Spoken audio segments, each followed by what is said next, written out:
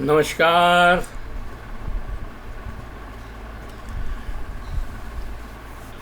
आज मैं फिर आपके सामने मुखातिब हूँ एक नए विषय को लेकर बातचीत करेंगे। दोस्तों, कल लोकसभा में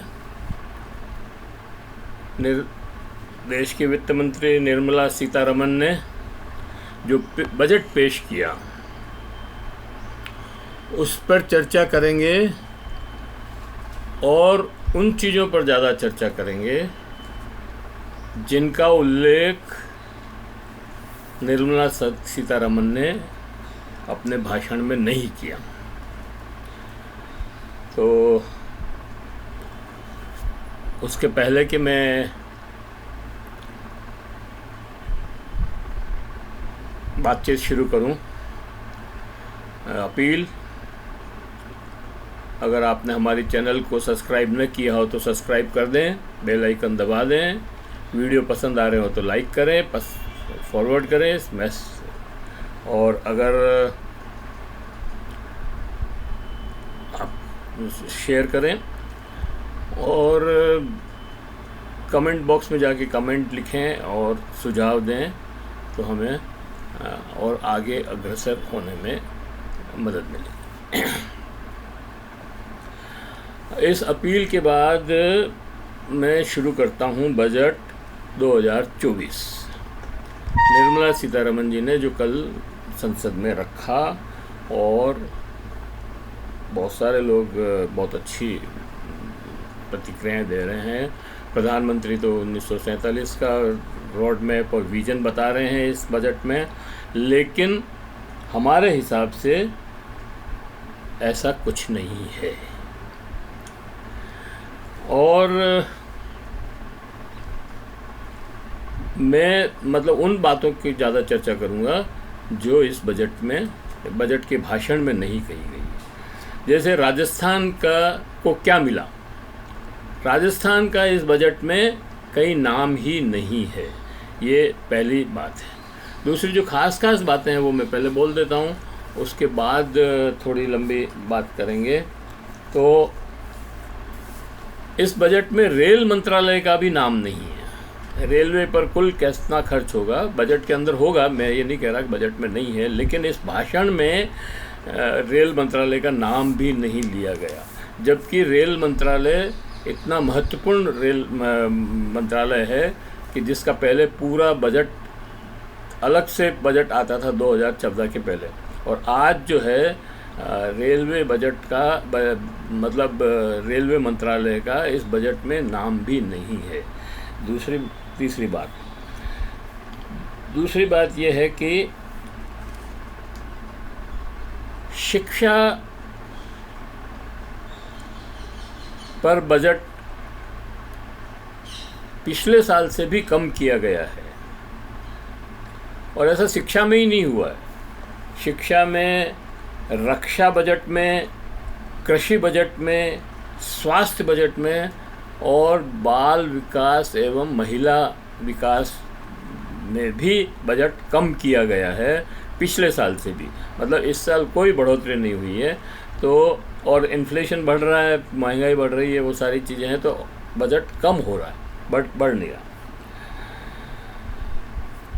अच्छा, एक और बात मैं इसमें आपसे शेयर करना चाहता हूँ कि ये बजट कोई क्रांतिकारी बजट नहीं है, सामान्य बजट है, और इसमें जितने प्रोविज़न किए गए हैं वो सारे अधूरे रहने हैं, क्योंकि ये 8 महीने का ही बजट है, और 8 महीने में से भी फंड रिलीज़ होने में 1-2 महीने लग जाते हैं। तो 6 महीने में आपको सारा बजट को पूरा करना होगा, वो बहुत ही मुश्किल है। जुलाई तो ख़त्म हो रहा है, अगस्त सितंबर तक बजट का अलॉटमेंट होगी, एलोकेशन होगी, और उसके बाद मंत्रालय और विभाग या स्टेट्स काम करना शुरू करेंगे और मार्च में ख़त्म हो जाएगा। तो कुल मिलाकर के 6 महीने 7 महीने ज़्यादा से ज़्यादा आपको काम करने का समय मिलेगा। उसमें ये बजट तो कई चीज़ें अधूरी रह जाएगी, होगा ही नहीं। और दूसरी बात यह है कि ये बजट जो है एक साल का बजट नहीं है। ये 2024-2025 का बजट ना होकर के इस बजट में जो बातें घोषणाएं की गई है और बातें हैं वो पूरे 5 साल की है, और आगे 2047 का रोड मैप की जो बात कर रहे हैं उसकी भी कुछ चीज़ें इसमें आई है। तो और मोटा मोटी ऊपर से देखने से मैं कोई इकोनॉमिक्स का विद्यार्थी नहीं हूँ, अर्थशास्त्र का ज्ञाता नहीं हूँ। मैं तो सिर्फ जो बातें मैंने सुनी है और देखी है और समझ जो मेरी बनी है उसके बारे में बोल रहा हूँ कि मोटा मोटी ये बजट गैर बराबरी बढ़ाने वाला बजट है। इससे विषमता की खाई कम नहीं होगी। इसमें गरीब और गरीब बनेगा, अमीर और अमीर बनेगा। अभी भी संपत्ति का 50% से ज़्यादा 67-68% 1% लोगों के हाथ में है। तो ये मात्रा और बढ़नी है। ये बजट वास्तव में केवल अडानी अंबानी के लिए फ़ायदेमंद है, 2 जनों।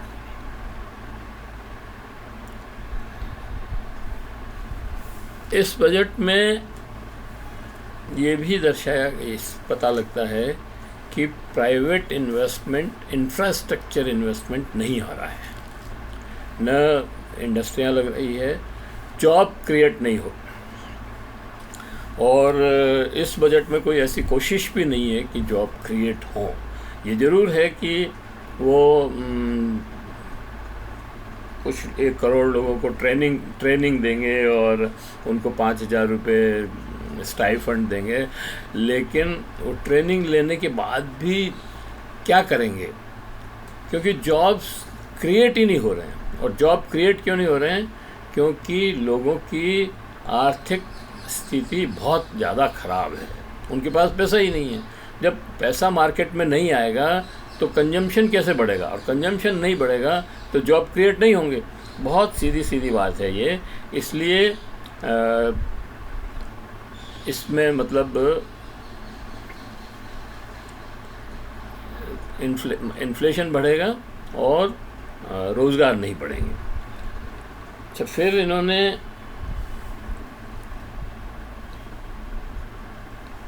बजट में किसानों के लिए जो प्रोविज़न किए हैं वो मैंने पहले ही कहा कि वो पिछले इस बजट से कम हैं।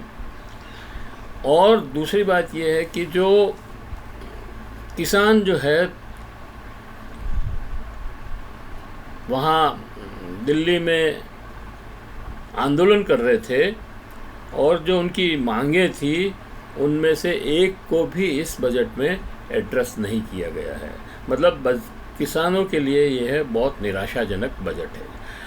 उनकी क्या मांगें थी? एक मांग थी कि उनका एमएसपी की गारंटी चाहिए, तो आपने एमएसपी की गारंटी नहीं दी।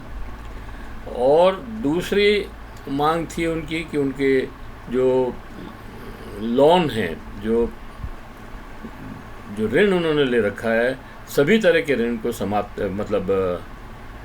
माफ़ किया जाए, वो इसमें नहीं किया।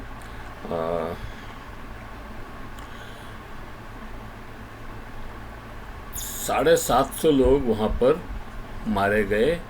और खाद बीज पर आपने सब्सिडी बढ़ा दी, मतलब सब्सिडी कम कर दी और महंगा कर दिया खाद बीज। तो इस तरह से मतलब आपने उनकी कोई भी मांग को पूरी नहीं की।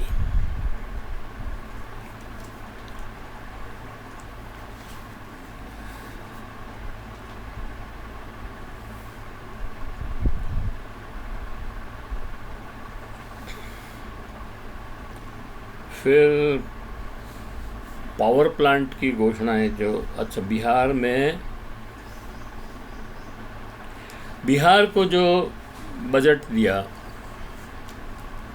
26,000 करोड़ रुपया, तो इंफ्रास्ट्रक्चर के लिए, मतलब ख़ासतौर से रोड्स बनाने के लिए, कुछ पावर प्लांट्स लगाने की भी बात कही है और कुछ मेडिकल कॉलेज खोलने की बात कही है। तो इसकी असलियत ये है कि 2015 में नरेंद्र मोदी सरकार ने बिहार के अंदर आरा में शायद जाकर के जो घोषणा की थी और नीलाम बोली लगा करके घोषणा, कितना दूं, 50 लाख दूं, 60 लाख दूं, 1 करोड़ दूं, तो 1 लाख करोड़ दूं, चलो 1.25 लाख करोड़ दिया। और 1.25 लाख करोड़ जो दिया है वो अभी तक नहीं दिया गया है, वो बिहार को वो पैसा अभी तक नहीं मिला। तो इसी तरह से मेडिकल कॉलेज की जो बात है, वो दरभंगा में 5 साल पहले मेडिकल कॉलेज बन गया, लेकिन वहाँ पर उसका उस बिल्डिंग नज़र नहीं आ रही है। तो ये जो घोषणाएं हैं, इनका भी हश्र वैसा ही होने वाला है जैसा दरभंगा के मेडिकल कॉलेज का हुआ। 26,000 करोड़ की जो बात है, वो पैसा बिहार सरकार को ट्रांसफ़र नहीं होगा। वो नेशनल हाईवे हैं जो भारत सरकार खुद बनवाती है, और वो आपको इसलिए मिल जाएगा, लगता है कि मिल जाएगा, पता नहीं मिलेगा कि नहीं मिलेगा, क्योंकि उससे आगे जाने के लिए रास्ते चाहिए। जो बिहार से होकर जो नॉर्थ ईस्ट में जाना है या बंगाल में जाना है, उसके लिए जो सड़कें चाहिए वो सड़कें ये हैं, तो ये उससे बनेगी। और इसमें मतलब जो बजट दिया है उसमें कोई 1 साल का बजट नहीं है। ये एक रोड मैप है कि 5 साल में ये काम होंगे, क्योंकि 1 साल में तो ये 26,000 करोड़ का काम होना नहीं है, और 6 महीने ही बचे हैं, मैंने जैसा कि बताया। तो ये जो है एक तरह का लॉलीपॉप दिखाया गया है। Status budget, special status to Bihar दिया नहीं है। आंध्रा में भी स्पेशल स्टेटस नहीं दिया है, और आंध्रा में 15,000 करोड़ रुपए जो दिए हैं उनके इंफ्रास्ट्रक्चर और राजधानी बनाने के लिए, वो भी पैसा केंद्र सरकार नहीं देगी। वो पैसा भी सरकार ने उसमें बजट में ऐसा लिखा है, बताते हैं, मैंने तो नहीं पढ़ा, लेकिन ऐसा बताते हैं कि वो पैसा भी अरेंज करके देंगे। मतलब IMF से या और किसी एशियन बैंक से या और किसी बैंक से वो पैसा लोन लेकर के आंध्र प्रदेश को दिया जाएगा। तो कुल मिलाकर के दोनों ही स्टेट्स पर को पैसा आवंटित हुआ है, और दोनों में ये जोल है। तो इस बात को समझने की ज़रूरत है। अच्छा, उसके बाद हवाई अड्डे बनाने की बात कही है बिहार के अंदर, तो वो भी पूर्णिया का हवाई अड्डा तो अमित शाह ने घोषणा कर दी कि बन गया है, और आप यहाँ से सीधे दिल्ली बम्बई जा सकते हैं। फिर वो हवाई अड्डा तो कहीं नज़र नहीं आ रहा है। तो ये जो झूठ पे जो सारी चल रही है रेलगाड़ी, उसका कोई अंत नहीं है, और देखेंगे अब।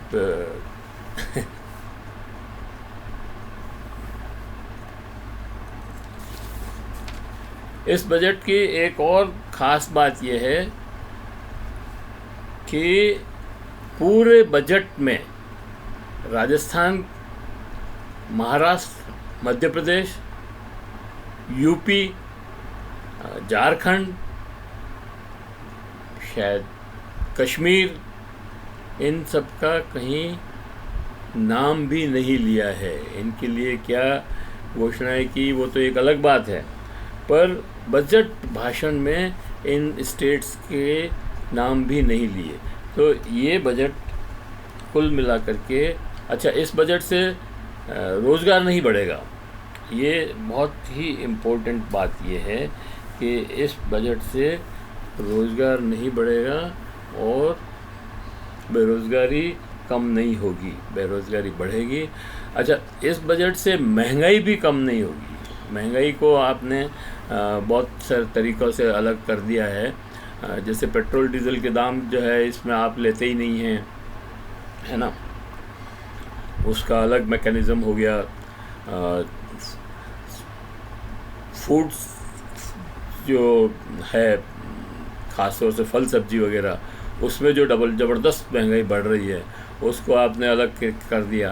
तो फिर आप जो है बजट का वो निकाल रहे हैं कि 4.9 या 5% जो है महंगाई बढ़ी है या बढ़ी रहेगी। तो वो मतलब कुल मिला करके आँखों में धूल झोंकने जैसा ही है। तो इस बजट से न तो गरीब आदमी को कुछ मिलेगा, न मध्यम वर्ग को कुछ मिलेगा। इनकम टैक्स वगैरह की रेट्स उन्होंने कुछ बताई है, पता नहीं वो, लेकिन कहते हैं कि वो जो लॉन्ग टर्म और शॉर्ट टर्म गेंस का जो है उसमें वापस बढ़ा दिया है, तो वो कुछ नहीं मिलने वाला है। तो कुल मिलाकर के ये मोटी मोटी बातें मुझे करनी थी। और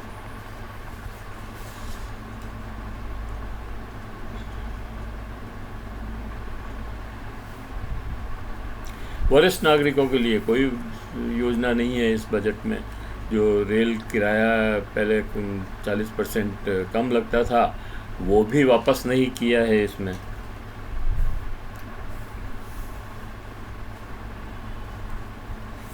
तो मुझे यही बातें करनी थी बजट के ऊपर।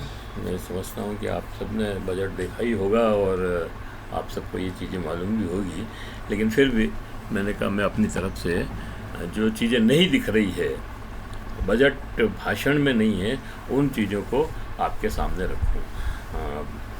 तो कुल मिला करके बजट का कोई बहुत लाभ हमको मिलने वाला नहीं है। महंगाई यथावत रहेगी। और धन्यवाद। इस बातचीत को हम यहीं समाप्त करते हैं। आगे फिर किसी और इशू पे बातचीत करेंगे।